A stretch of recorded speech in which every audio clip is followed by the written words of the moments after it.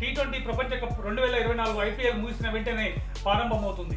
చాలా మంది ఆటగాళ్లు ఐపీఎల్లో వారి బలమైన ఫామ్తో ఈ టోర్నమెంట్లోకి ప్రవేశించబోతున్నారు. Virat Kohli, Jasprit Bumrah, Travis Head, Jos Buttler వంటి ఆటగాళ్లపై ఎక్కువ మంది దృష్టి ఉంది. అయితే మొదట వెస్టిండీస్లోని దిగ్గజాలు తమ సత్తా చాటారు. ఐపీఎల్లో లక్నో సూపర్ జెయింట్స్ తరఫున అద్భుత ప్రదర్శన చేసిన నికోలస్ పురన్ టోర్నీకి ముందు జరిగిన ప్రాక్టీస్ మ్యాచ్లో తన సత్తా చాటుతూ భారీ 4లు, 6లతో ఆస్ట్రేలియా బౌలర్లను చిత్తు చేశాడు. పోర్ట్ ఆఫ్ స్పెయిన్ వేదికగా జరిగిన ఈ ప్రాక్టీస్ మ్యాచ్లో ఇరు జట్లు చెలరేగిపోయాయి. వెస్టిండీస్ తన పూర్తి బలంతో మ్యాచ్లోకి ప్రవేశించింది. అయితే ఆస్ట్రేలియన్ జట్టు ఇప్పటికే కొంతమంది ఐపీఎల్ స్టార్లు లేకుండానే మ్యాచ్లోకి ప్రవేశించింది. Fat Cummins, Mitchell Starc, Travis head, Glenn Maxwell వంటి ప్రముఖులు కూడా ఈ మ్యాచ్కు దూరంగా ఉన్నారు. అయినప్పటికీ మ్యాచ్ సరదాగా సాగింది. ఇరు జట్ల బ్యాట్స్మెన్ మెరుపుల వరద పారింది.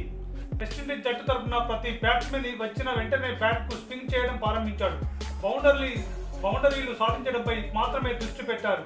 కానీ సిక్సర్తో తన ఇన్నింగ్స్ను ప్రారంభించిన నికోలస్ పురన్ అద్భుతమైన ప్రదర్శనతో ఆకట్టుకున్నాడు. పురన్ తన తొలి 4 బంతుల్లో వరుసగా 3 సిక్సర్లు, 1 4 కొట్టాడు. పురన్ కేవలం 16 బంతుల్లోనే అర్ధ సెంచరీ పూర్తి చేసుకున్నాడు.